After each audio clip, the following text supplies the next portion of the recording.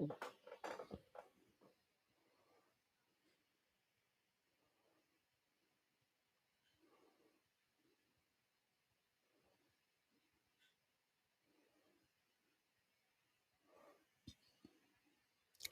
up, what up? Thursday night, you know what time it is. NBA Picks and Props on the Props Network. I'm your host, Dexter Henry. And unbelievably, moving through the playoffs, we are already. Second round matchups will begin this weekend. At least we know what they are in the Eastern Conference. We'll preview some of those later in the show. But in the Western Conference, we still have some things to settle. And that'll start tonight. And for some of us, we're hoping propaganda season continues a little bit longer. For that, I already know he's probably smiling, even though I haven't looked at his face. That has to be my man, Gerard Hector, joining me on the show. Big Game 6 for the Lakers tonight. Here, Gerard. And before the show, my daughter made the pick of the Lakers winning, and you immediately told her that she was wrong. I mean, you're making it sound harsh. Like I was killed. All I said was, I see your dad got you on that early propaganda. But it is setting up, right? We're here for it. This is when the Lakers win and come back. LeBron James, all he had to overcome. The story's already written. Somebody's just waiting to hit send to their editor. It's already in drafts, baby. Right, he's just a kid. He's just a kid from Akron, yo. Just a kid from Akron. A kid from Akron. Next up on the show, my man Jamal Murphy, and I'm very proud of him because he's out here in these streets letting people know the Knicks season by no means was not a failure. It absolutely was a success. Murph, people out here bugging, acting like the Knicks didn't accomplish something this season. Hey man, I've been slamming the Knicks all year long. But now, I got to give them props. They did much better than anybody thought. You know what I'm saying? I'm repping the Knicks, even though they took an L to my guy, Trae Young. He just embarrassed the whole team in the city. But, respect to the Knicks. Respect to the Knicks, baby. Respect, man. Respect. I was in the building last night at MSG. Good energy going in, somber energy going out. That's all I will say. And last but not least, the man that brings the violence, my man Brian Fonseca. Pretty much 2 words for him. Hidalgo Heights out now. That's all you need to know. Hidalgo Heights. Get it where you can. New book, author Brian Fonseca. Look at it. He's smiling. He's happy to be an author. We're trying to get him on that Times bestseller list. Let's go. I will say this also. First of all, thank you to the people who have supported it early because we haven't even gone full-fledged with the press run yet. That's coming next week, starting next week. So appreciate the people for getting the early copies. Not to take sides in the whole Gerard Hector versus Simone Henry debate. You got me fighting her out here. What the hell is happening? How you got Gerard going against 5-year-olds? No, let me say this. Normally, it would be propaganda season out here. But tonight, I'm not going to give away my pick, but it's not looking too good. You're feeling kind of funny, huh? You're feeling kind of funny right now, huh? Yeah. Not looking too good for that purple and gold, man. Like a lot of legacy franchises going down in the first round. Wow. Celtics, possibly the Lakers. The Clippers ain't got no legacy, and we go to them later. Oh, they have a legacy. Woo! They have a legacy of being the Clippers. Clippers, they catching strays out here, boy.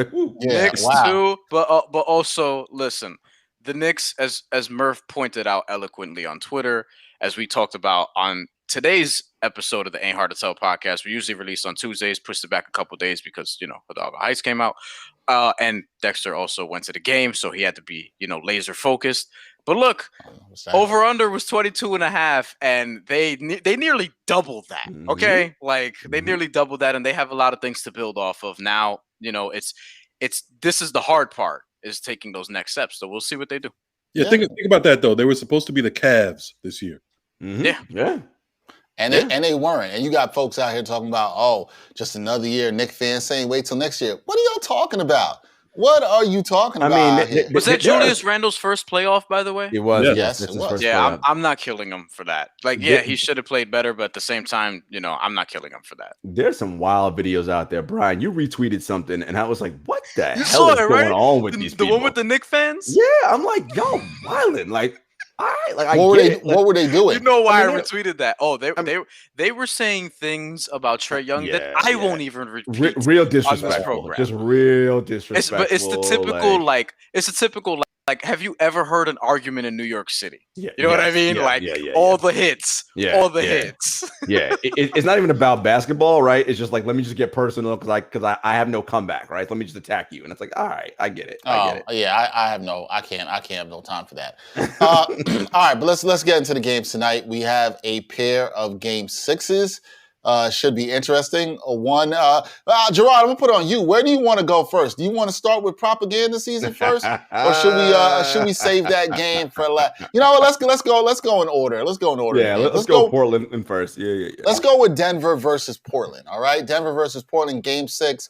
Denver leading 3-2 in the series. Portland at home for this contest in game 6. They are the favorites, -5. The over/under for this is 227.5. Now, last game. Probably one of the most exciting games of the playoffs, guys. Gerard and I talked about this on the NBA Exchange. Dame Lillard dropping a double nickel, but still losing, which says a lot about Portland and their mistakes and everything else. That is a whole nother story. I apologize that I'm forgetting everyone's picks here in terms of this. Gerard, I'm going to start with you because I do remember yours. You had Denver in 6. I absolutely remember that you had that. Are you sticking with the pick? And does Denver close this out tonight on the road? Was this one you would bet on with them +5 here? Would you take the Nuggets here? Listen, I said Denver Nuggets in 6. I'm sticking with that.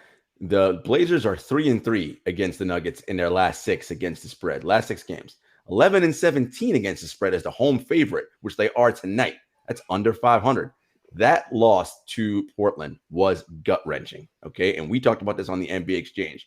There comes a point in time where a certain kind of win can galvanize you and a certain kind of loss can like linger for a little bit, you know? And yeah, they only had 24 hours, whatever. That took a lot out of them. And I think Denver can kind of sense, okay, we can wrap this, get back, get ready for our next round.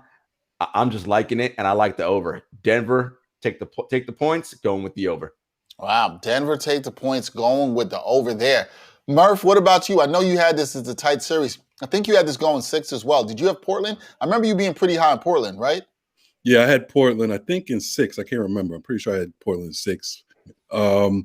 Maybe 7. Probably 7 because they're home for the 7th game. Mm-hmm.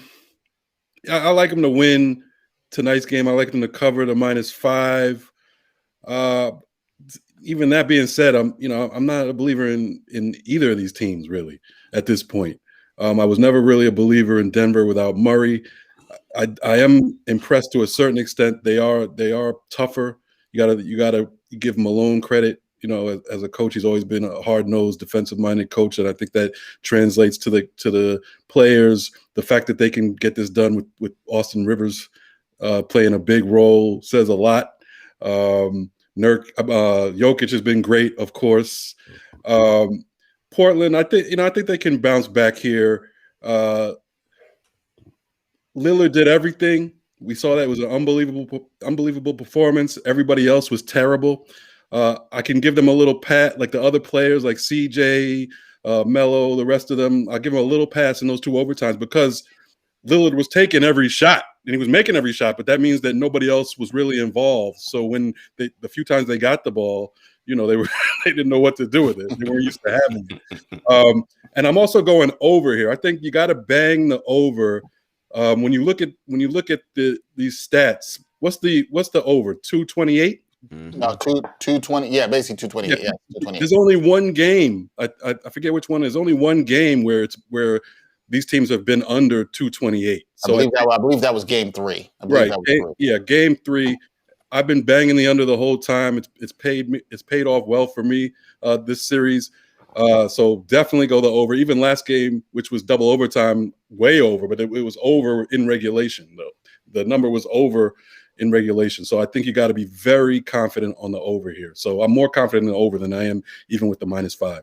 Yeah, I think you got it. You got to be for sure. I just looked it up, Murph, because I had made sure I recorded everybody's picks. Murph, you had the Blazers in 6. Gerard already talked about you had the Nuggets in 6. Brian, you had the Blazers in 7. So I figure you got to think the Blazers are winning tonight. Are you going with the Blazers? Although I agree with Murph, everybody else except for Dame pretty much, and maybe CJ, didn't look that great the other night.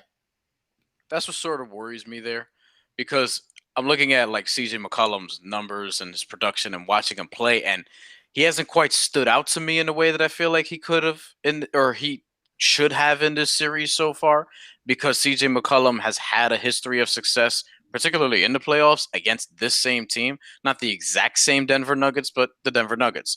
And we remember obviously the game 7 that he essentially, put the Blazers on his back at various points of that game, scored whatever 40 it was, and then won in game 7 on the road. Like, I haven't quite seen that same CJ McCollum yet. But I'm looking for that guy, so that, because I feel like at this point he kind of needs to win him a game. It's like Damian Lillard's doing a lot. CJ McCollum, although he's playing well, like if you look up his averages, it's like 24-4 or 25-5, something like that. 20 and rebounds and assists, that is, not just 25 or 24 points, it's only 20.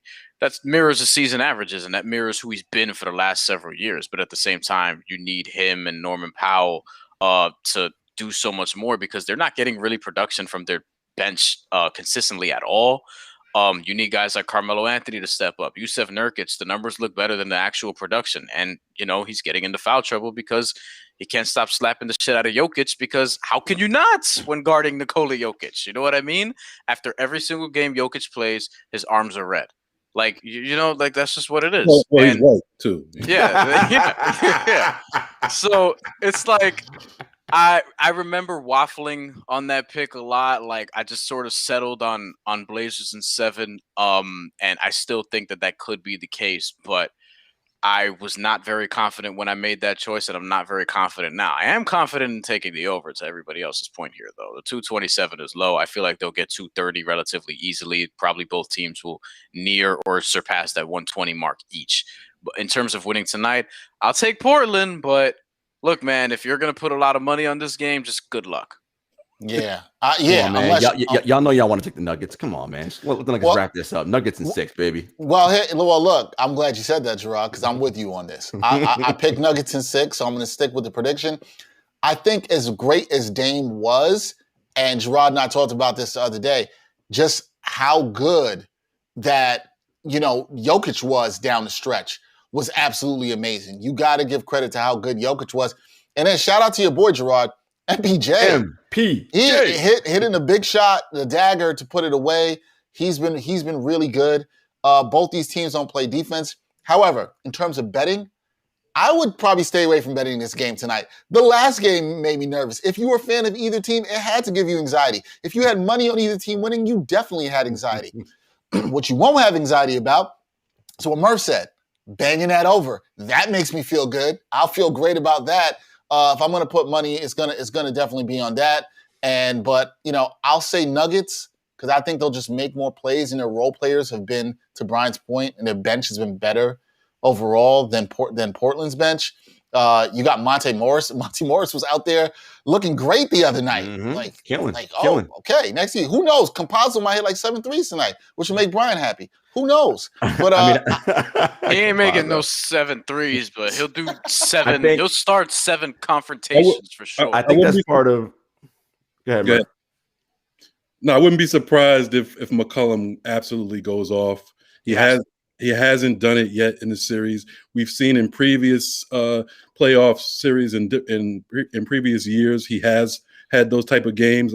And I think coming off that performance where, some people blaming him for that loss, stepping out of bounds at a crucial moment of the game, not really contributing like he should. I could see him being huge in this game, because we all know he has it in him.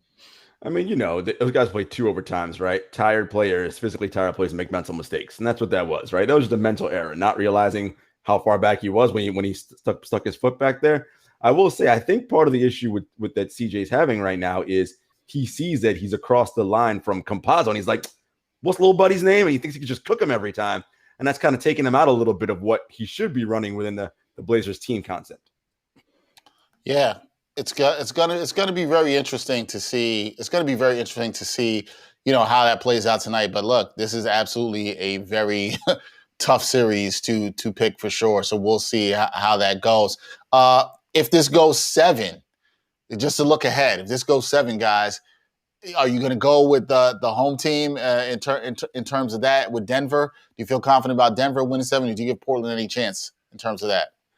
I mean, a seventh game is by definition the toss-up, right? The series is even, so anybody could win. You always lean towards the home team in a seventh game just because the numbers say that, and playing at home and with a crowd is going to be beneficial. But for me, like I said, I think Denver wraps it up tonight on the road and takes care of it. But yes, if it does go 7, I still like Denver. Still like Denver. What about you, Murph? Yeah, I mean, I picked Portland. I think Portland has more talent. So, I wouldn't be. I still kind of think that Portland can win it, but they've been so disappointing to me in this series. I mean, you have a situation where Dame basically says pre-game that this is the most important game ever. And, we got to come to play, more than we ever had before. And they come out and they're down 14-2 or something in the beginning of the game, which you can say doesn't matter, but they lost by 2 points. That beginning of the game matters, and they did not come to play out of the gate. If they had, maybe they might have won. So it's just hard for me to have any kind of confidence as far as Portland goes. Brian, any confidence in Portland winning a Game 7 on the road if it does get there? I mean, they've done it before, as we just talked about, but I mean, we'll see.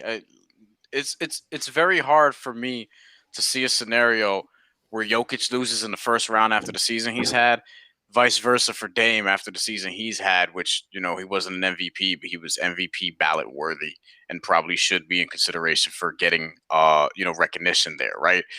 But I don't know. It's just very difficult. And I'm also thinking about like what sort of answers is each team going to look for if they were to just lose this first round, because somebody has to lose. And, if it's Denver, you could just be like, oh, Jamal Murray got hurt. We'll see if we can get him back next year, reinforce a couple things here and then off you're moving.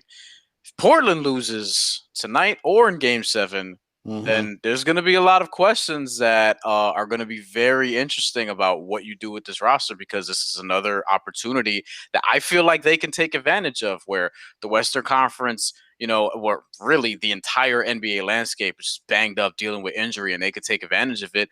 And, outside of Dame and, McCollum and Powell, like guys just haven't been coming through consistently, especially on the interior. Yeah, it's gonna be really interesting to see what happens. I definitely agree. If Portland loses, there's definitely going to be a lot of questions about them there. But let's move on to what we know Gerard wants to talk about. The game of the night that we know he wants to talk about, and that is the Suns versus the Lakers. King James and the Lakers, they're facing elimination, down 3-2, Game 6. Everything is online. What'd you say, Murph? It can't be. It can't be. Who would have thought that this would happen? But if you ask Gerard, this is propaganda season. This has all been set up. The story is great. I told Gerard in the NBA Exchange, Murph and Brian, I told him, you can expect this to happen. At some point in this game, LeBron James will get poked in the eye. And then he'll be seeing about 5 rims. And he's going to hit a dagger shot. And you know what? He's going to be like he saw 5. And then Brian's going to come next week and talk about, see, I told y'all, he turns water into wine. I told y'all it can happen. All right, guys. But let's look at the numbers for this game, right? The Lakers at home. Still no word on AD yet for tonight. Lakers are the favorites, -3 at home.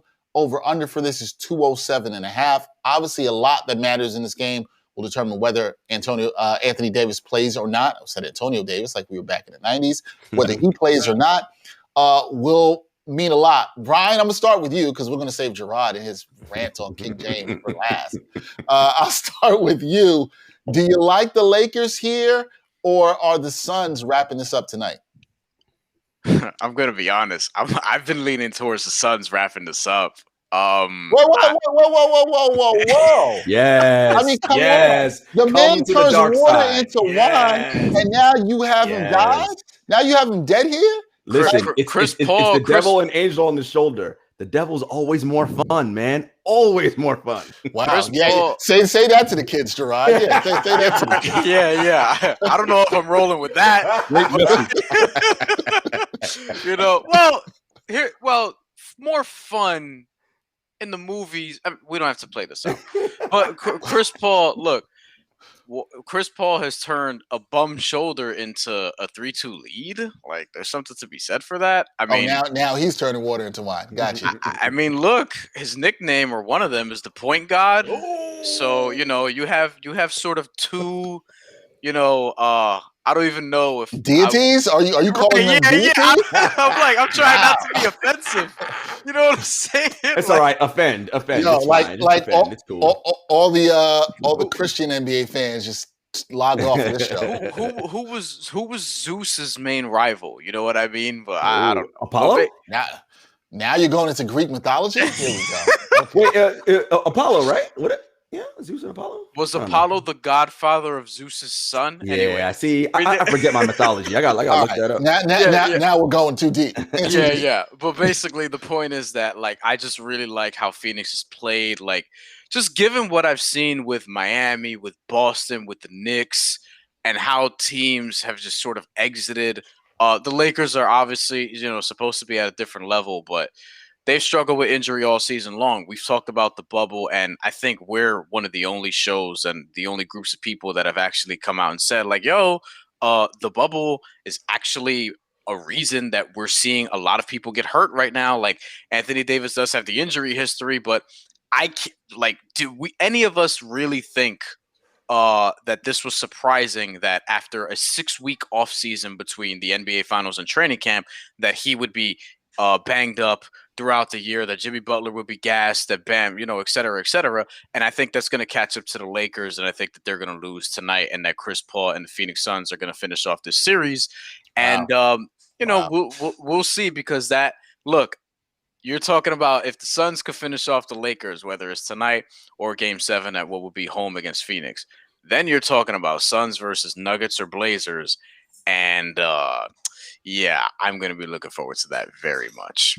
That would make our producer, Greg, very happy, who I believe had the Suns in the NBA Final. Brian, you had the Lakers in 7, I believe, in this series. I wasn't confident either. And I also hedged. I said if Anthony Davis wasn't healthy, and as we can see, hey, I'm just trying to cover up all my bases. You know what I mean? I see that. I'm not Stephen A. Smith. Okay? I'm not Skip Bayless. I'm not Shannon Sharp. I'm not Rob Parker. I'm not Max Kellerman. I'm not any of them dudes, for better or for worse. Apollo, by the way, son of Zeus, just for mythology folks. Wow. Okay. Now we went into water, into wine, Greek mythology. I got a C plus. I got a C plus in philosophy, so not great. Yeah. Murph, are you? You also picked the Suns in 7. Yeah. I believe you had picked the Suns. Let me double check on that in the notes. Yes, Murph. Suns in 7. Yeah. Are you going to say that the Lakers win tonight to stay with your pick of Suns in 7? Oh, no. I see the face. That means you're going away from the 2. Not sticking to the pick, not sticking to the script, not believing in King James. Man, y'all reading some other versions of the Bible. No King James version in y'all crib. That's for sure. That's for sure. No, we're that new international version. That new international. You got that NIV. You got down with the NIV. All right, I got you. What are you down with tonight, Murph? What you down with? I don't know. I got poked in the eye, so I'm seeing 6 of y'all. So it's gonna be a but I think I just don't like the way how could you like the way the Lakers look? And it's not just LeBron James and AD being hurt, because to me, I've always felt, the biggest injury issue in this series is Chris Paul. To me, I don't care, even if Davis was as healthy as he was going to be, he was never going to be 100%. Same with LeBron. To me, if you had a healthy Chris Paul, the Suns win this in 7. That's what I was thinking. So to me, the only thing I'm really worried about is, Paul's shoulder. Is he hurt again? He went down in Game 5 with the shoulder. So I'm a little worried there. But then when I think about it, without AD, without street clothes in the lineup, it's gonna be very tough for them. And then you look at their supporting cast has been terrible. It's almost an embarrassment. How could you have confidence that Kuzma's gonna show up, or Schroeder's gonna show up, or Drummond's gonna show up? How could you have confidence in that? And I don't have any confidence in that. The Suns supporting cast is playing better. And by supporting cast, I mean everybody but Chris Paul. Booker, I'm looking for Booker tonight to really, put up a monster game. That would be nice. So I gotta go. I was waffling early in the day, but I gotta go Suns here. What are they? Are they plus 2.5 or minus 2.5? Plus three. Plus. So the Lakers are favored. I think you gotta go Suns here.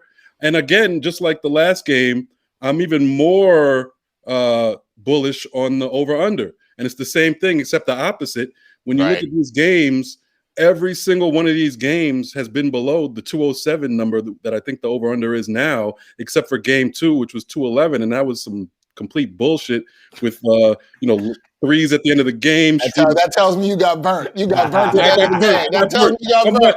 I got the over/under. I got the under in hand, and Schroeder's fouling a 3-point shot, and you're down by, or they're up by 10. Like, why are you fouling? Oh man, you can just tell the way. You can tell the way Murph said it. It was a bad beat. It was a bad beat. But every other game has been below 207, and they've been bringing the over/under number down by half a point each game to try to make up for it. They haven't come down far enough. I think you got, this is going to be both teams at least, play defense. So that's the thing. It's going to be a low scoring game. So you can be bullish on the under.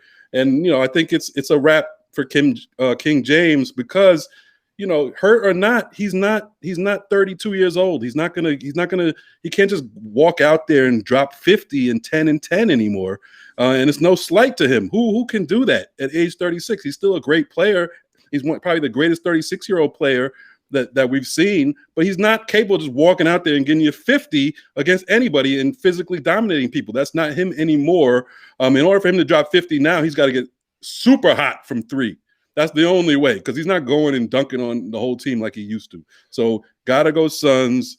I'm sorry, King James. I know there's gonna be all kinds of propaganda. I know your ankle. I do predict if they're getting blown out or they're down 10 late, he's definitely going down with some sort of injury. Wow. These predictions are unbelievable here. I can't wait to watch this game tonight with several glasses of wine. I love you, LeBron, but I'm just saying. Oh man, this will make a great conversation for tomorrow when we all meet up.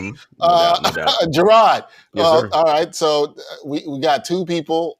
I don't even know why I'm asking you this question. It's kind of pointless here. We know what you're going to say. I assume you are not taking the Lakers tonight in Game 6, even though you yourself also picked the Suns to win in 7. I said Suns in 7, and Dex, this is setting up for, listen, Game 6 is the highlight reel for LeBron's version of The Last Dance that's going to come out in 2040, okay? 2041. It won't take that long. Well, whenever it comes out. It is, oh man, he had to overcome Anthony Street Clothes Davis on the sideline because that dude can't stay healthy. He got a bum ankle. He's out here dragging these bums. Here's LeBron on his last leg, willing his team to victory, dragging a walker behind him in a cane, shooting with one hand, half his eye closed. He puts up 50, hits 10 threes. Oh, the miracle. LeBron saves him in Game 6. I'm buying it. He's going to need 10 threes. He'll need 10 threes. He'll need 10 threes. You see, it's all setting up. But look, man, they nervous in Vegas and LA. -3. Listen, man, they're like, we don't know about this team. Kyle Kuzma, in a game where Anthony Davis doesn't play, how is it you only have 5 points? Like, what you doing? Who trying to score out here? Lakers are 13-19 as the home favorite overall. Not good, below 500. Suns 7-3 as the road underdog, 20-16-2 overall against the spread as the away team. Look, man, the Wash King, I don't know, man. It might be a wrap on the Wash King tonight. I'm liking Phoenix, baby. Give me DeAndre Ayton, Chris Paul, Devin Booker, Mikal Bridges. Jesus Christ. Book had a killer Game 5. Like, he was money. Look, and you know how Book's that dude. When he steps on the floor, LeBron James, F that dude. I think I'm the best player out here. That's just how he rolls, right? And Ayton has been phenomenal. What did I say? If the Suns win the DeAndre Ayton Anthony Davis matchup, they will win this series. Well, so far, looking like Ayton's the better player. So I'm just gonna say, I'm liking it tonight. Suns, let's wrap it up. Rise Phoenix, baby. I can't believe it, man. Y'all put me in a bad position right here. Y'all put me in a bad position. You gotta ride with the king. You gotta ride with the king. I get it. You gotta ride with the king. Look, Gerard said something on the show the other day. He said, and this is going to apply to me. We sometimes don't, we react to things because we haven't seen it yet, right? And I think everything Murph said is logical. I think everything Gerard said is logical. I think everything Brian said is logical. And I tend to agree a lot with Murph is like, yo, he cannot get you 50 in this game when you need it in a big time game. What this game really rides on to me is a lot of what everybody said. A, does Anthony Davis play? B, does Anthony Davis play and can he play well? C, does Anthony Davis play and not go back to the locker room, which he leads the league in? That is all the key here. If he can do those things and is on the floor and gives a Anthony Davis, I'll even say 80% of Anthony Davis performance, then I think the Lakers have a good chance here, right? What I don't trust, this is what makes me nervous. Now, if he doesn't play, do I trust Kyle Kuzma, first team All-NBA drip? Nah. All swag, baby. All swag. No, because he hasn't been doing it all series. KCP, who's a player they need somewhat, is a game-time decision tonight. I'm going to be honest. In terms of betting, I don't like this. I would stay away from this with a 10-foot pole. I would socially distance myself from this game. Agreed. I am not touching this at all whatsoever. If I was going to touch it, I would absolutely touch that under and hope that I don't get burnt like Murph did in what was that game? Game two. Game two. Can't forget. Yeah, Murph, you will never forget. You will never forget that game. You don't forget the bad beats. Murph, by the way, speaking of Schroeder, you saw he deactivated all his LA Lakers connections to Central. Looks like he knows you won't be around next year. And it sounds like he knows they won't be around for Game 7. If you're doing all that now, that's crazy. Damn, that is crazy. However, with all that said, I'm going to be the contrarian here a little bit. I believe in the King James Version. I believe in the little resurrection, even though it's not Easter Sunday. And I am going to say that the Lakers pull this out. Again, I do not like that line. I would not bet on this game if I was taking the under. But I'm going to say the Lakers do it. Something, you know what? And it's going to have to be something dramatic. Something dramatic is going to happen. Something crazy. Maybe LeBron gets hot from 3. If it's going to happen, it's going to be dramatic. And you know who's here for the story? This guy. I'm here for the story. Who's the lead official tonight? Who's the lead official in this Who's game? the lead official? You're looking for referee help? I don't know. I was gonna say if it's Scott Foster, I don't know, man. Looking like the Lakers, LeBron gonna get every foul call if it's Scott Foster, every single one. Wow, I cannot wait. I cannot wait for this game. I can't wait to watch this game. I'm just keeping it real. Do I believe in the Lakers like that? No, I don't believe it. You haven't heard me say this with my chest. I'm not believing in them, but I'm gonna pick them. Just because the rest of y'all wouldn't. That's pretty much it. And it's also, it's like what I said, right? Like, we don't believe things until we actually see it happen. I think that's a fair point. You can't bring yourself to believe that LeBron James, possibly the greatest player of all time, is going to lose a first-round series, right? It's just something that you can't, and I understand that's fair. We have not seen that. But to Murph's point, and I almost believe just because you haven't seen it doesn't mean it's going to happen. And to Murph's point, the expectations on him doing it, at the age of 36, when you kind of think about it, and if you believe Father Time comes for everybody, he's kind of a little bit irrational, right? To some degree. Right. Doesn't mean he can't do it. It's just not likely. Go ahead. He could. I mean, he's still great, but he's a different great now. He's not the great to get you to just totally dominate offensively and win on his own. He's great in terms of making players better and still a great passer and all that kind of stuff, still get you a triple-double, but who's he passing to now? And can you trust those people to make a basket when he passes to them? I don't see it.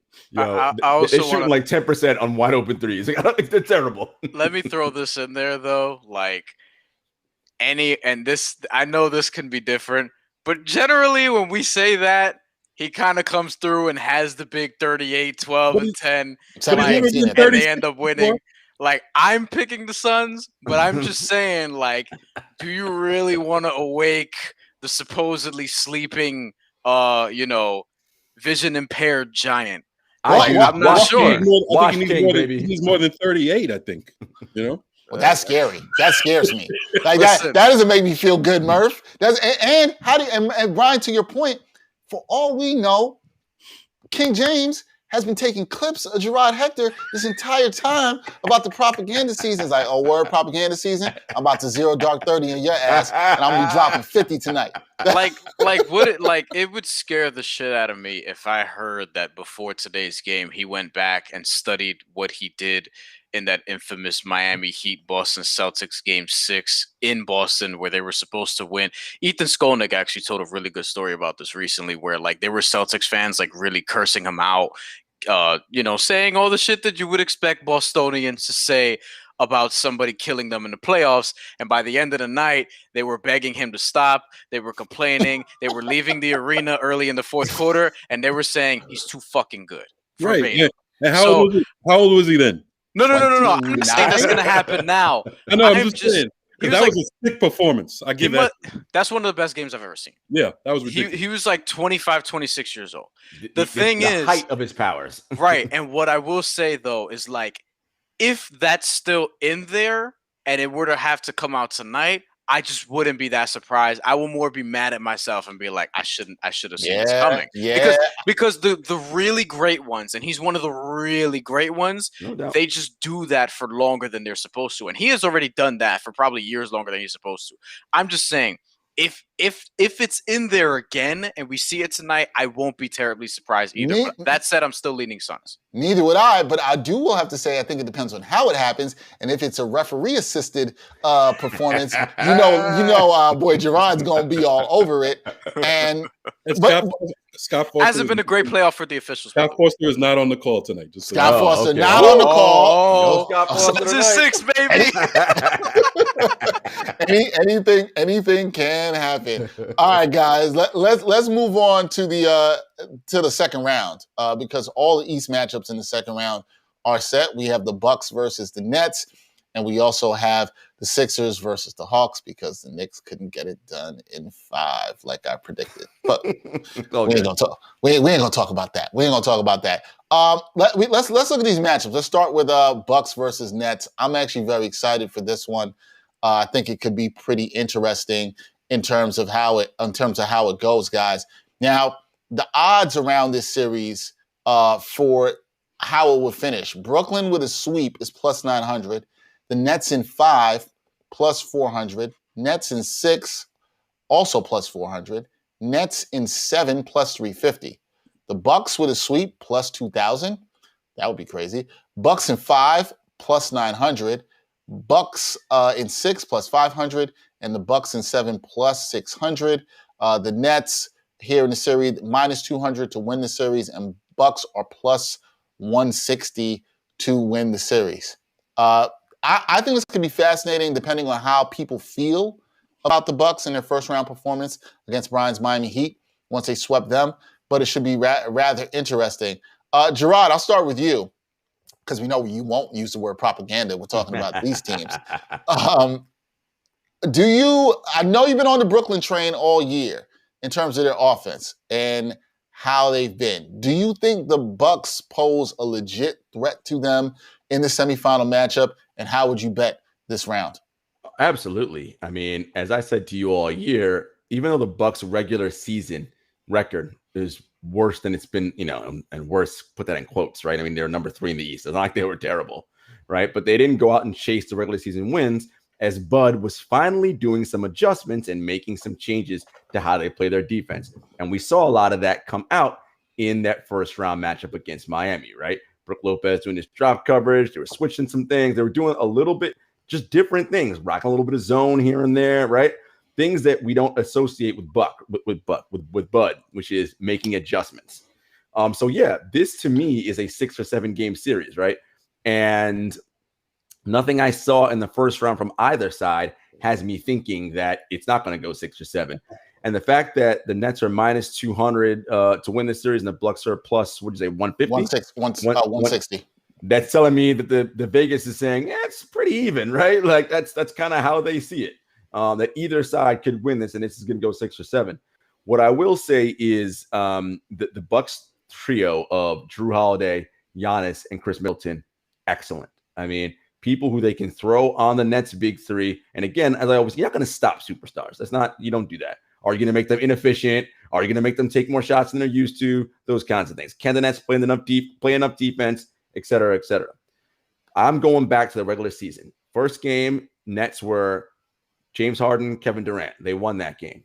Games 2 and 3, they were Kevin Durant, Kyrie Irving, no James Harden. So the Bucks have not seen the Nets with their full big three. And to me, while Kevin Durant is the best player on the Nets, James Harden is the most important player on the Nets, because the way he plays and the way he gets everybody involved and reads the game, that is something different, a different element that helps them. And if for whatever reason they're having, it's an off night for Kyrie and KD, Harden can get you 30, right? Right. And I think having to consistently guard that is going to be tough. And when the Nets get into their actions and then it breaks down, it's like, all right, I played 18 or 20 seconds of great defense. Shit, now I'm on an island one-on-one against one of these three dudes. Like, that's problematic. And again, we know shot creation and shot making from the wing is key. The Nets have maybe the three best isolation one-on-one shot creators and shot makers on the wing. That matters. As good as Chris and Drew and Giannis are, that matters. So I'm going to give the Nets the edge in a 6 or 7 game series. 6 or 7 game. And are you going to put 6 or 7? What are you going with? Nets and which one? What are the odds on 6 and what are the odds on 7? Let me pull this up again. 1 second, guys. The odds on 6 for the Nets are plus 400. The odds on 7 are plus 350. Going Nets and 6. Nets and 6 plus 400. Gerard, lock that one down. Murph, what about you? Are you also believing in the Nets offense over what the Bucks can do and the adjustments they make? Yeah, I agree with a lot of what Gerard said. I like how, he made that distinction between best player and most important with Harden and KD. I just wish he would do the same thing with the Jazz. Donovan is their best player and Gobert is their most important. I just wish he would use all right, man. You know what? We know that. Donovan's the man, yo. Donovan's the man. He's their best player, yo. That's neither here nor there. It had nothing to do with that question. But no, I like the Nets in 6. I agree with Gerard there. Even taking the odds into account, you get a little bigger payback on 6. I could see them closing it out on the road. But also, Milwaukee's a threat. Don't get it twisted. I mean, this is a real series. This is going to be a great series. I think no matter what happens, I think Milwaukee does match up the best with the Nets compared to everybody else. But I just don't. I can't pick Milwaukee as I see some people picking. I can't pick Milwaukee because I think, there's a distinction between Harden and Kyrie as opposed to Middleton and Drew Holiday. I mean, Drew Holiday and Middleton are very, very good players, but they are not Kyrie and Harden. So I don't think that you can really expect them to guard them straight up. I know Holiday did a great job on Kyrie in those 2 games in Milwaukee. But like Gerard said, that was without Harden. It's a little easier to guard any one of those 3 if all 3 aren't on the court. And when you have all 3 on the court and you really actually you're actually left in a one-on-one situation, I want to see it then. I like Milwaukee's supporting cast. Also, I think they probably have a better supporting cast. So it's going to be a tough series. The Nets are going to really have to show us more than they have all season in terms of how badly they want it, how tough they are, because they're going to have to grind this out in certain parts. So we're going to have to learn more. We'll learn more about the Nets if they are able to get through this series. So I think it will be a great series. So like I said, I'm going to go Nets in 6, but I think it's going to be very entertaining. Nets in 6 for Murph as well. Brian, you look like you're waiting to fuck shit up. Go ahead. What an intro. I mean, it fits you perfectly. Yeah. Yeah. I mean, look, this is a 50-50 series to me, but I just tend to pick the team with who I think has the higher defensive ceiling. And even though Giannis Antetokounmpo is not somebody I trusted in the playoffs beforehand and still hasn't even played that great in the playoffs, I saw the level that the Bucks could get to, even though he wasn't his best, right? And I do think that tells me that they can do something special defensively and really, get out and do some of the things they did against Miami. Although, the Nets are obviously a way better offensive team. I do think that Milwaukee is going to be able to just keep up with them in a way that nobody else on the Eastern Conference, save for perhaps Philadelphia, well, we'll see about Joel Embiid's health moving forward, could do. I'm high on Milwaukee, and I did say that if they got past Miami, which they not only got past, but they whooped their ass, that they would be my pick to get to the finals. So I'm going to be consistent in that. And I like the odds for Bucks and 6, so I'm going to go Bucks and 6 plus 500 and have them finish it on their home floor. For the Nets, I think they're one of the obviously most talented teams I've ever seen offensively, but unless they could defend better than what they've shown against this Milwaukee Buck team, who does, besides their big three, they have, solid depth and very good shooting. I love what Bobby Portis is giving them. I love what Bryn Forbes is giving them. Pat Connaughton has surprised me because, I think, y'all be overhyping some of these white shooters that come into the NBA sometimes, but it is what it is. Y'all, who y'all? Y'all, not y'all, y'all, not y'all. And then the Dante DiVincenzo absence is, something that matters. It matters, but I don't think it's cataclysmic in the way that NBA Twitter was fucking going crazy about acting like he's, fucking Larry Bird or some shit. And Jeff Green might matter more.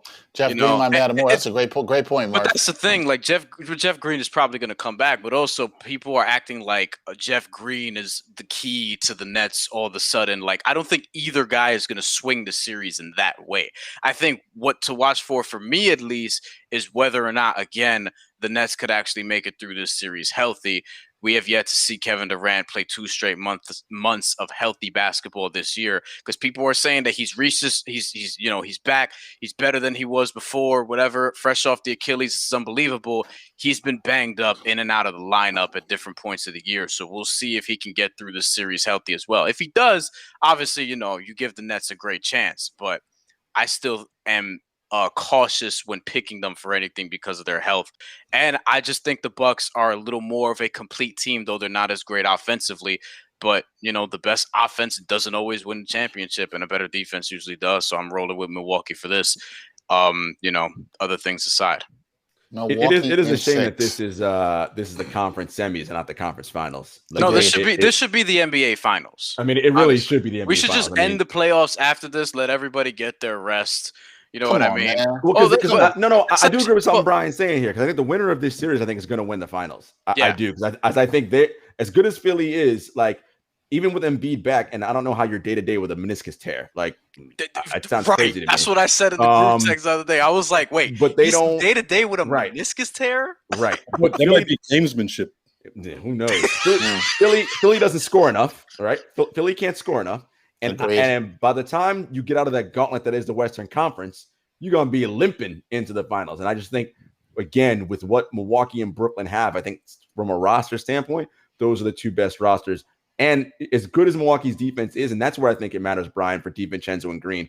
Yeah. DiVincenzo, offensively, fine. He can knock down some open shots, whatever. It's what he can do fighting through screens and his ability to get over them, right?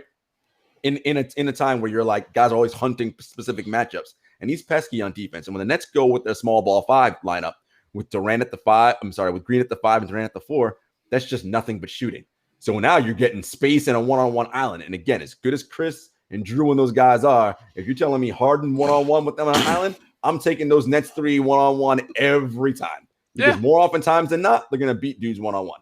At least with Milwaukee, though, let me say this last part. At least with Milwaukee, though, like, they do have guys that I feel like could match up defensively. I'm not saying, like, you're not going to stop superstars as we outlined before, but Drew Holiday is going to give Kyrie some problems. They're going to put him on Harden. He'll probably make him uncomfortable. So, like, I just feel good about the defensive aspect of that than the reverse, right?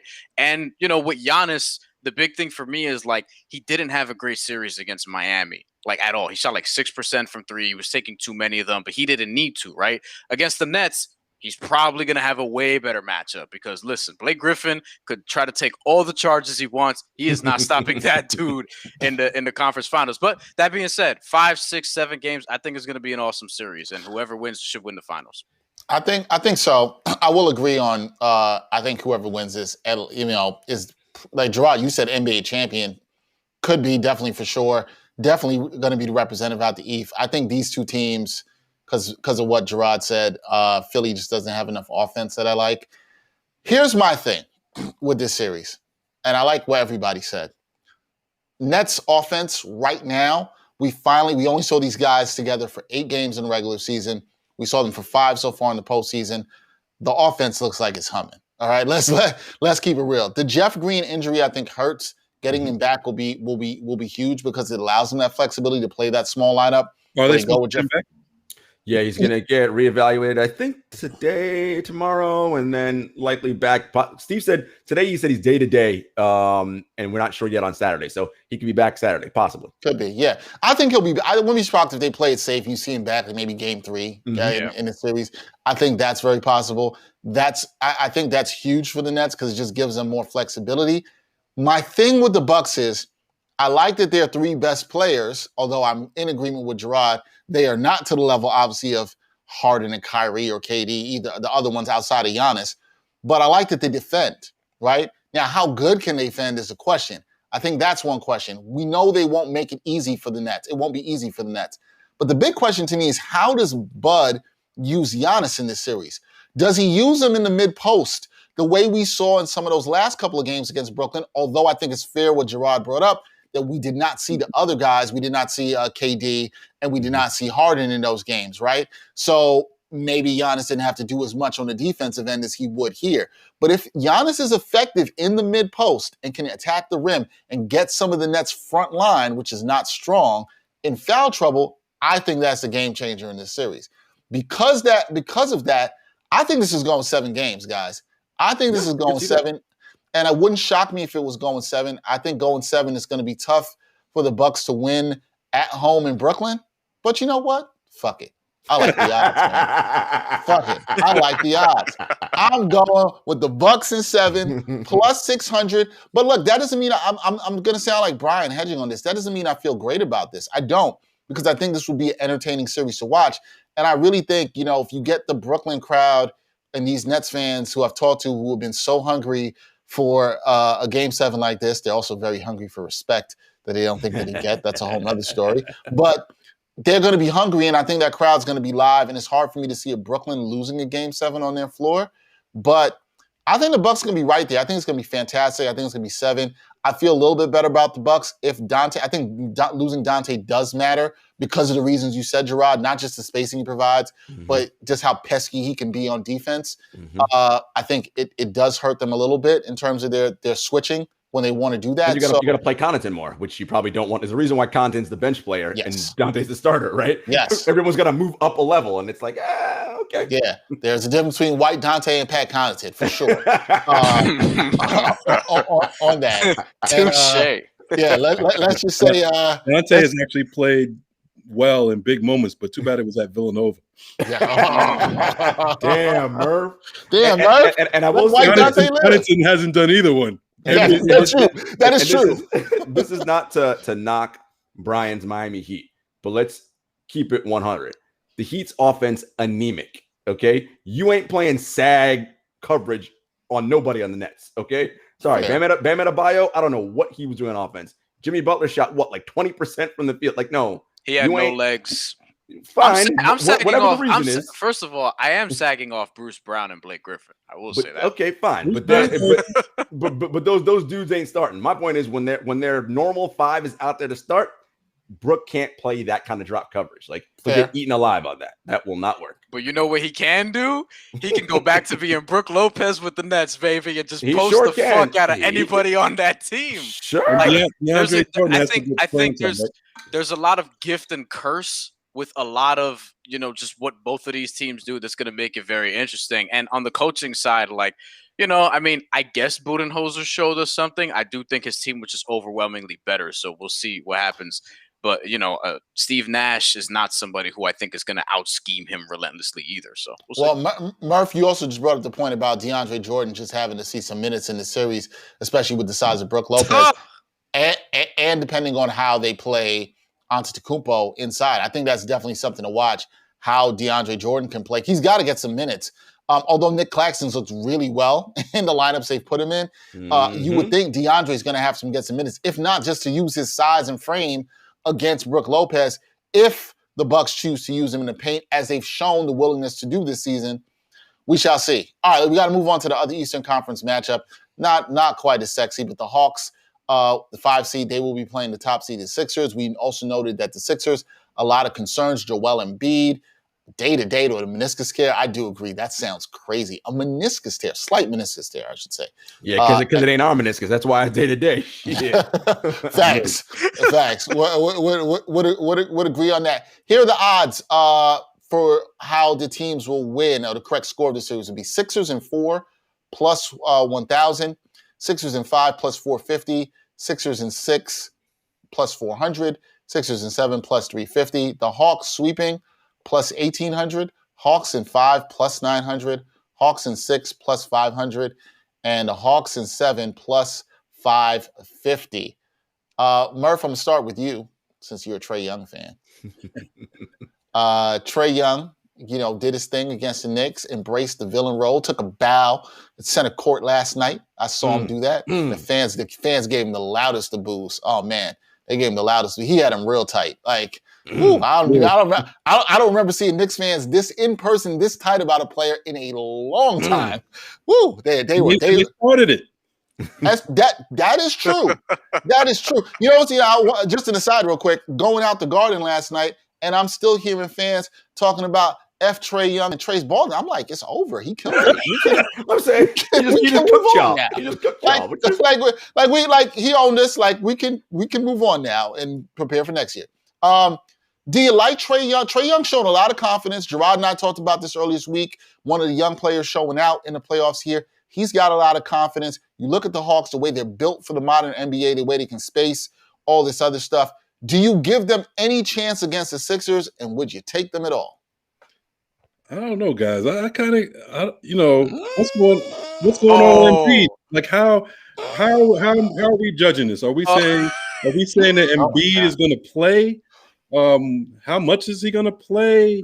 Is he healthy? Will he play one game and be like, nah, I can't do this to you know what that says to me, Murph? You know what that says to me? And I knew you was going to go somewhere when you started rubbing the beard.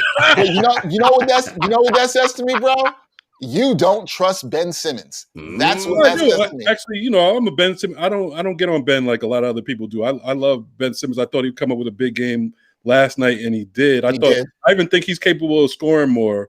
And I think that Doc Rivers kind of, him, kind of not even putting any pressure on him to score more. I don't know why he's going that route, because he's proven he's had 40-point games before, so he can do it. But it's almost like Doc is taking that responsibility completely away from him. So we'll see. But I mean, with this series, Atlanta impressed me, man. And Trae Young impressed me. I've always been a fan of Trae Young. You guys know that his skill level and talent. I always felt like he'd be a very good NBA player. But the way he progressed this season, I kind of got off him for a couple years because I was like, okay, what's he going to be though? But then the way he progressed this year and matured and played like a real point guard and took his passing ability to another level in terms of controlling the game. I was really, really impressed. And I was impressed with what the Hawks did against the Knicks. I know they have more talent than the Knicks. I picked the Knicks in 7 originally in that series. But Atlanta took care of business. They didn't play around with the Knicks. There could have been closer games. I expected the games to be closer. I expected the Knicks to win Game 5 by a point or two. But the Atlanta wasn't playing around. This is a different team. Nate McMillan has them serious, okay? But they're still young. Mm-hmm. But without Embiid, I think this becomes a real series. So if you put me on the line, I'll say Sixers in 7. Okay. Wow. Okay. I'll go Philly in 7. We're unsure about what's up with Embiid. We have no idea, but I do have confidence in the Hawks. Like, they're going to play tough. Okay. We know the Knicks were a tough, physical, defensive team, and it didn't really bother them. And the Knicks and Madison Square Garden was the best atmosphere I've seen in a long time, and it didn't really bother them. So I think they could go into Philly and give them problems. Okay, so it's without Embiid, and if Embiid is not 100%. So give me, but I'll still have confidence in Ben Simmons and the defense and Doc Rivers to say Philly in 7. Philly and 7 odds on that are plus 350. And I hear you, Murph. I understand that not the confidence with not knowing what Embiid's health is. Brian, we know you are Team Joel Embiid. You like seeing the big men do their thing once again. Are you rocking with the Sixers here? Do you see it going 7 like Murph does? Or are you going to go Team Hawks? Like I know you ain't going Hawks. Like, I already know this. Well, here's the thing. I thought about it, like, just in case, like, Joel Embiid's injury literally catches up. And then the more I think about it, I'm just like, what the fuck am I doing? Like, honestly, like, I know the Hawks just had a really good series, but they also beat the Knicks. Like, we talk about what the Bucks did against the Heat, and they're going to face the Nets. The gap between the Hawks doing this to the Knicks and the Hawks then turning around and playing the Sixers even without Joel Embiid is bigger. And they're going to throw Matisse Thybulle on them. They're going to throw Ben Simmons on them. And I don't think Trae Young is going to have nearly the same success that he just had in this series. And then other guys got to step up, and I don't trust some other dudes. So Sixers in 5. I don't even need to say much. Sixers in 5. No respect for the Hawks there. I had to look at the odds again on that. Sixers in 5 plus 450. Let me say the interesting thing is about the odds. I forgot to mention that. Yes. The Nets are more favored to win against the Bucks than the Sixers are against the Hawks. Mm-hmm. And that shows you a lot in terms of just how people just unsure. Hey, Ben Simmons, you better step the fuck up, son. I'm telling you right now, because that's really what that tells me. That tells me that they're worried about Embiid and they don't trust Ben Simmons. And you know what? I'm not the biggest Ben Simmons guy here, as y'all know. Shocking. I'm going to put my trust in Ben Simmons that he's going to, sort of carry the load for a couple games when he has to. And look, Tobias Harris has had a really good season. Yeah, he's been great. Tobias Harris has been really good this year, and I trust what they can do defensively. I still think the Sixers, we're kind of sleeping on them a little bit, but that's also because we have a lot of questions as it relates to Joel Embiid's health. But Sixers in 5. Well, I'll tell you what, if Ben Simmons does step up, that is going to be huge for the narrative around him in his career, especially if he's actually taking shots for once. That'll be nice. So we don't have to take shots at him. Gerard, who do you got here? Are you riding the Trae Young bandwagon to the conference finals? Look, what Trae, and I'm with Murph, what Trae did was impressive against the Knicks. And the one thing we were unsure about from this Atlanta team was, are they tough enough? Right? We knew they were skilled offensively, but we're like, are they tough? The Knicks tried to punk them every way since Sunday and didn't work. It just didn't work. Now, are the Sixers a better team? Yes, of course they are. They're better defensively. Now, the Sixers have a similar problem, and the Knicks do, in that who's really scoring points for them? All right, Toby had a great first round. I know Ben can, right? But we know shooting is not. They got Seth Curry, right? They have more things in place that are better than what the Knicks had in place in terms of offense. I still don't love the Sixers offense without Joel Embiid going forward. However, look, man, I don't think the Hawks are going to be a pushover. I give them a chance to get at least 2 games, and really a lot of this depends on Embiid. If Embiid is bulky and out and he doesn't play at all bets are off. But if I'm going to assume he plays some of this, I'm going to say Sixers in 6, but it's going to be a tough series, man. I think I'm a believer in Atlanta and what Nate McMillan's done down there. Yeah. Sixers in 6. I like that plus 400. I'm going to be real quick so we can just move on to keep it 100. I'm with Gerard. I'm going Sixers in 6. But, who feels good about betting on this series? I don't know anything about Joel Embiid's injury. I just find it hard to believe that a meniscus tear can be day to day. I can't get past that, guys. It's a meniscus tear. I don't care how slight it is. Also means that he could play on it and it could get worse, and then he's out for the season, right? These lower leg injuries are tough. Especially him, who has a history of leg injuries already. And so that scares me. Now, if he doesn't play, I think that gives the Hawks a lot of confidence. I think, as Murph said, the Hawks have been ready. We've seen them they didn't get punked by the Knicks. Nate McMillan's done a good job with them. Murph, you also hit on what Nate has done with Trae Young in refining his game. The thing I've been most impressed about with Trae Young isn't really the shooting, it's how he's leaned in more to what I thought was always his best skill, which is the passing. I always thought that was in at elite level, and he's been controlling the game. I still don't like him hunting for fouls and all that other stuff, but in terms of him passing the way he's controlling the game right now, he's definitely upped it to another level. And Knicks fans, you can hate, but you got to respect that. Like, the dude's been a maestro with the ball and finding the open guys. It's been better for Herter. It's been better for Bogdanovich. They are dangerous offensively. And I think the other thing Gerard says, they're confident. Mhm. So if you give them an opening where they see Embiid's not there and they don't got to worry about him in the post, would it shock anybody if this goes 7? I know, Murph, you said 6s and 7 because of that. It wouldn't shock me. But I'm going to go 6s and 6, figure that they figure it out. Somebody gets in Ben Simmons' ear. He figures it out and shows a big performance in knowing that he has to step up. And so, we'll see. But this is a series I'm definitely not confident in at all. But we'll see. Eastern Conference matchups start this weekend. Just want to remind everybody, you like what we're doing, rock with us every Thursday night at 6 p.m. on the Props Network. Hit that subscribe button for sure. Definitely hit the subscribe button if you want to know and learn about more content coming from the Props Network. All right, last segment of the night, keep it 100.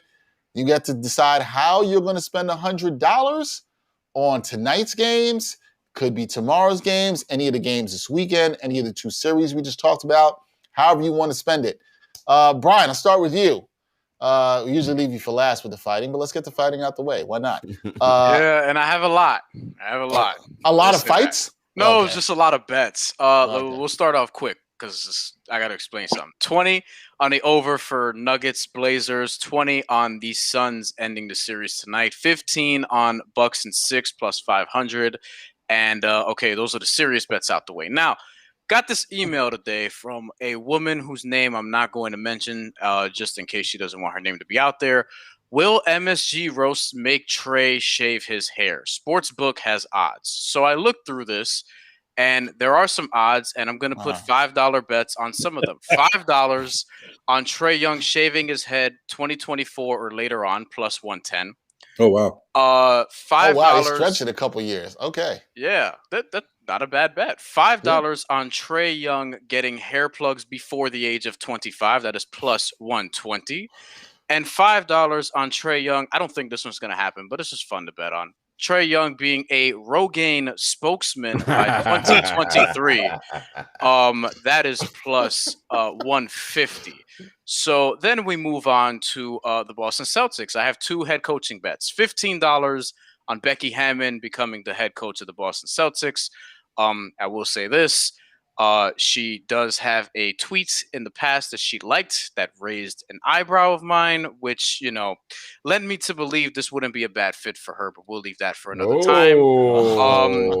And it's Pride Month. Let's leave it alone. And then a $14 bet on Chauncey Billups becoming head coach of the Boston Celtics. Wait, hold on. What'd she say, though? We'll talk about that. Wow. I gotta go find it again. You know what I'm saying? But I know what I saw.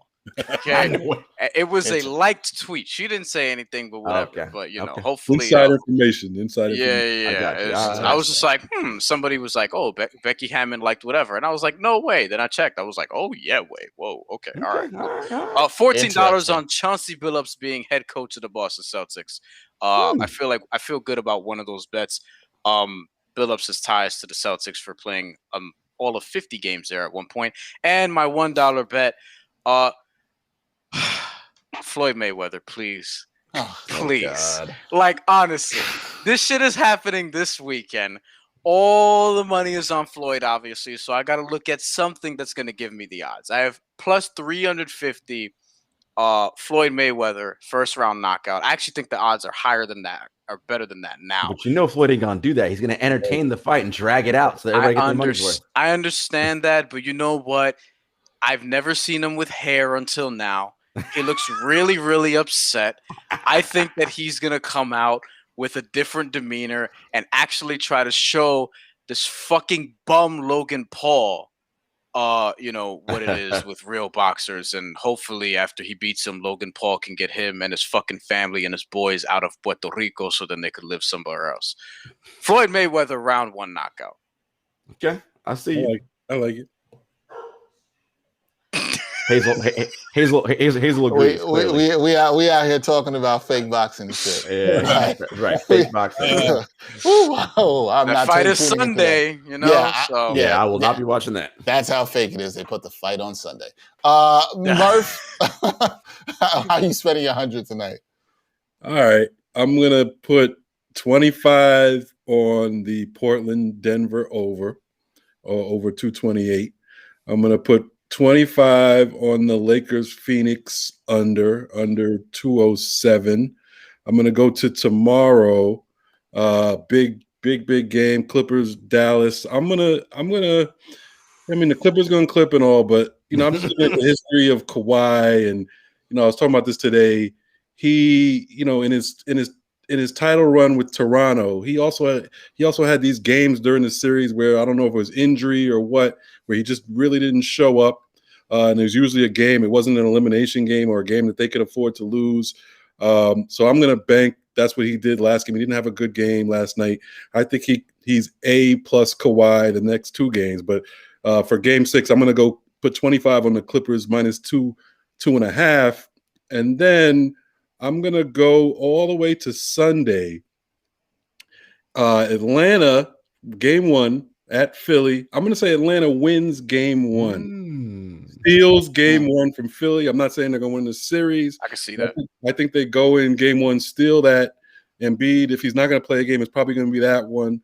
And they're currently plus 2.5. I would just go with the money line on Atlanta, put 25 on that. Okay. Not bad there. Gerard, what you got? Yeah, so I'm going 25 on the Suns taking it tonight. Let's wrap it up, baby. Let's wrap it up. Let's wrap it up. 25 on the Denver Portland over, because that's just, that just makes sense. And I'm going 50, man, on the Nets Bucks series. Nets in 6, baby. Let's take it on home. Take it on home. Not bad. All right. Not bad there. Confidence there. All right. I'm going, doing a little player parlay. Got LeBron James.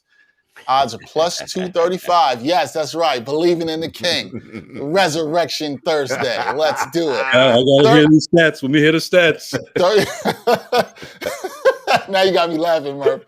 31 points and the win. Plus 30. Let's go 31 points or more and the win. So I'm looking for a big-time performance. And who knows? He might get 50. He's going to get to the line 16 times tonight, boy. That whistle going to be happy tonight. Whatever it takes. We don't got Scott Foster, but whoever's reffing that game, I am banking on you. Plus 235. I'll take that player prop of LeBron. I'm also going to put 25 on the Nuggets Portland over. I think that's just way too good of odds to go there. I'll put another 25 on just the Lakers to win tonight. Why not? Go all in on the King. I don't like how that sounded. Go all in on the Lakers. We'll do that. And then last 25, I'll throw that down. I'm just going to be, a little $25. Why not do this? We talked about the injury concerns here with the Hawks. Let's say that Mr. Joel Embiid can't show up and the Sixers are in trouble. I like those odds for the Hawks in 5. Why not throw it on the $25 plus 900? Why not? The odds are pretty good there. Injury situation could mess things up. Atlanta gets confident. I don't think it's going to happen, but why not? Producer Greg loves that.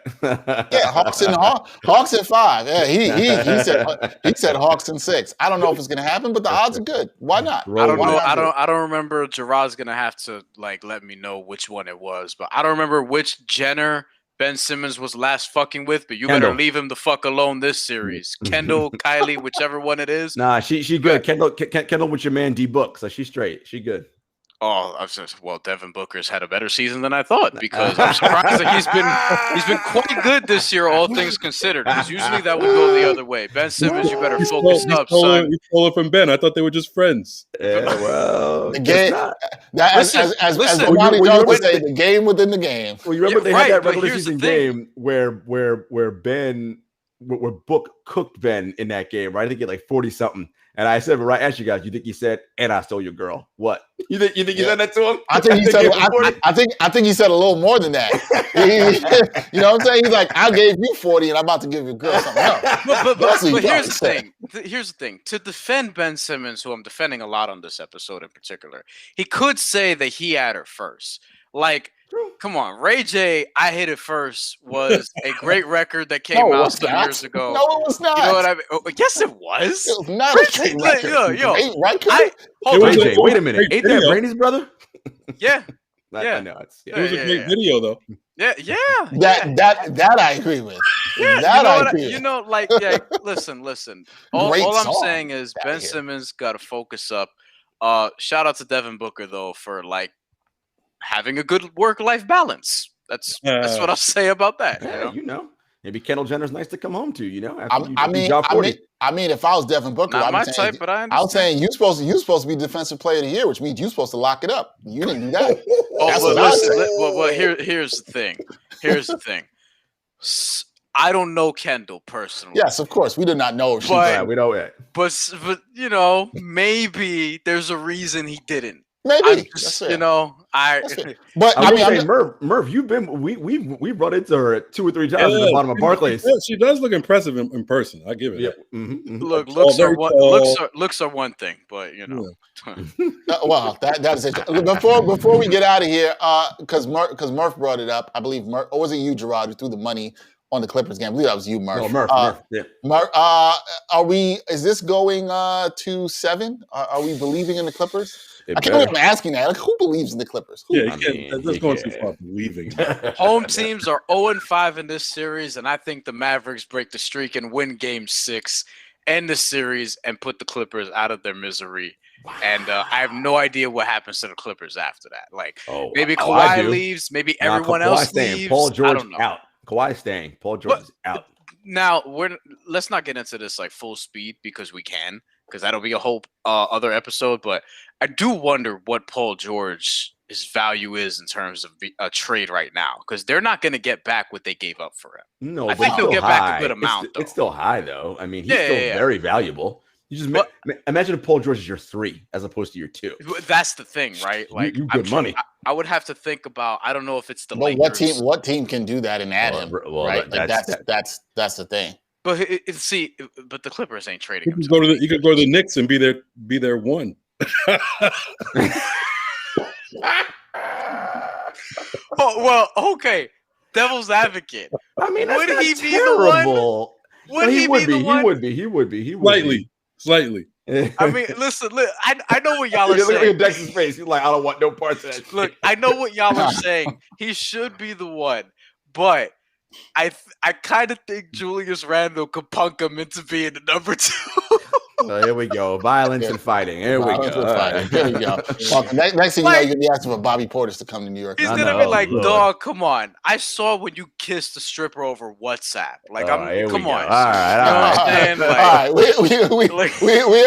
We've gone left on this episode. Thanks for rocking with us. NBA Picks and Props. Hope that you do well with your picks tonight, and watch as King James turns back the clock and drops 50 tonight. It's going to happen, man. I don't know why y'all don't believe like I believe. You just got to believe, King, baby. Man. Shout out to the Wash King. By the way, that report, I don't know who's it from. I don't know how credible it was about Dennis Schroeder potentially being linked to the Knicks or the Heat. Both of y'all teams better not link yourselves to Dennis Schroeder. All right. Like he's good and he's having a bad playoffs, but like, don't be no. Because they need. Still has the blonde streak in his hair. Come on. Man. How many years can you get away with that? Well, yeah. I mean, we were doing that in '88 with Kane. In '88. Yo, Murph's like, yo, man, you can't be doing the BDK stuff here in 2021. You can't be. All right, then for Brian Fonseca, Gerard Hector, and Jamal Murphy, we will be back next week at 6 o'clock to talk more. Maybe the Clippers will be alive. Maybe they will not. Maybe King James will still be alive. Maybe he won't. Gerard says no, but if he is alive, you know what we're going to be talking about at the top of the next show? Propaganda season, baby. Propaganda season in round 2. It's not going to be the season finale tonight. That's what I say. Propaganda season continues. Until next time, y'all. Peace.